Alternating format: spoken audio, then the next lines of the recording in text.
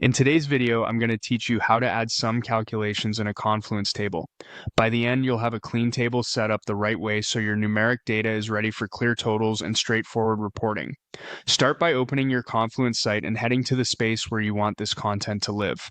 Make sure you're signed in and have permission to create content in that space. At the top of the screen, select Create to open a fresh page editor. This gives you a blank canvas where your table and calculations context will live.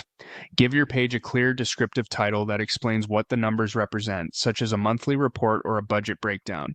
A precise title helps others find the page later and understand the purpose of the sums you'll include in the table. Click into the body of the page to start building the table. Type a /. This opens the command palette, which is the quickest way to add structured content in Confluence.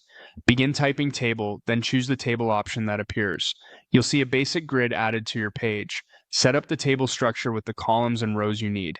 Use the first row as a header to label each column clearly. Things like category, quantity, unit price, and total. Good labels make it obvious which columns will be summed and which ones are descriptive. Now, enter your data.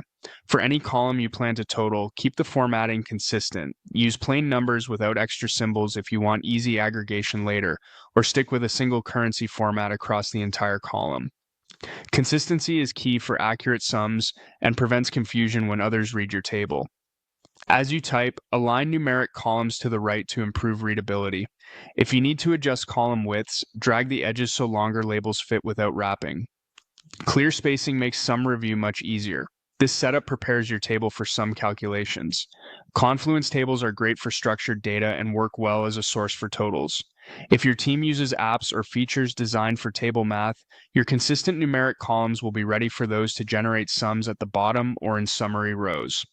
The more disciplined you are with column types and formatting now, the cleaner your totals will appear. Give your page a quick scan. Confirm headers are accurate, numeric columns are consistent, and the table reads left to right in a way that tells a clear story.